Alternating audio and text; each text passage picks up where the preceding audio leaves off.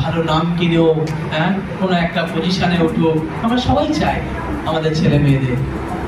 কিন্তু আমাদের ঈশ্বর আজকে তার পবিত্র বাক্যে বলছে, 2 করিন্থীয় 5:17 পদ, সেখানে লেখা রয়েছে আমাদের বাচ্চাদের জন্য আমরা যেন এরূপ প্রার্থনা করতে পারি, প্রভু আমার বাচ্চা যেন তোমার আদর্শে মানুষের মতো মানুষ হবে।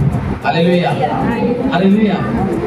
কেন প্রিয় বিশ্বাসী ভাই বোন, কেন আজকে যারা আমরা বাচ্চা রয়েছি, যারা আমরা অবিবাহিত রয়েছি, আগামী দিন তাদের যখন বাচ্চা হবে, হ্যাঁ, তারা কি চাইবে? আমার বাচ্চা যেন আমাকে সম্মান করে, ভালোবাসে, আমাকে দেখে। তো কোনটা বড় হবে যদি আমার বাচ্চা যদি মানুষের মতো মানুষ না হয়, শুধু কেবলমাত্র ভালো, হ্যাঁ, পজিশন, চাকরি বাকরি, বিজনেস যাই কিছু করো না কেন, যদি আমার বাচ্চা আমাকে যদি মা বাবা বলে না ডাকে, আমাকে যদি সম্মান না করে, তাহলে আমি তো যেটা পাওয়ার সেটাই পেলাম না। আমি যেটা পাওয়ার সেটা পেলাম না। ঈশ্বর তার দিক দিয়ে আপনার আমার উপর প্রকাশ করেছে। কেন? যাতে আপনার আমার পুরনো কার্যকে পরিত্যাগ করতে পারে। হালেলুয়া। ঈশ্বর আপনার আমার কাছে প্রকাশ করেছে তার আলোকে আমরা জগতের কাছে প্রকাশ করতে পারি। শুধু নিজেদের মধ্যে রাখবো না, তার আলোকে আমরা অন্যদের কাছে প্রকাশ করব। তাদের কাছে? পরিবার থেকে শুরু করব। হালেলুয়া। পরিবার থেকে শুরু করব। ঈশ্বরের দিক থেকে আমরা পরিবার থেকে শুরু করব। কেননা আমি আর আমি নই, খ্রিস্ট আমাতে জীবিত রয়েছে। হালেলুয়া।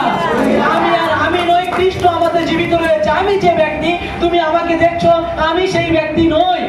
তুমি আমাকে যে ব্যক্তিকে দেখছো, আমি সেই ব্যক্তি নই, কিন্তু খ্রিস্ট আমার মধ্যে দিয়ে রয়েছে। হালেলুয়া। আর আমি খ্রিস্ট এখানে বলছে সাধু পৌল প্রথম করিন্থীয় মণ্ডলীকে যে আমরা খ্রিস্টতে নতুন সৃষ্টি হয়েছি, পুরাতন বিষয় সব কিছু ধরে চলে গেছে, পুরাতন হচ্ছে আমি তার দূর হয়ে গেছে। হালেলুয়া। কেননা খ্রিস্টের আলো, খ্রিস্টের দীপ্তি যখন আমার মধ্যে এসেছে, আর সেই দীপ্তি প্রকাশ পেয়েছে, তখন আমি আর আমি নই, আপনি আর আপনি নন, আপনি সম্পূর্ণ আলাদা। হালেলুয়া। স্বর্গের ঈশ্বর যখন স্বর্গ থেকে যখন পৃথিবীতে এলো, তিনি আর স্বর্গের ঈশ্বর হয়ে নয়, কিন্তু আপনার আমার বন্ধু হয়ে। হালেলুয়া।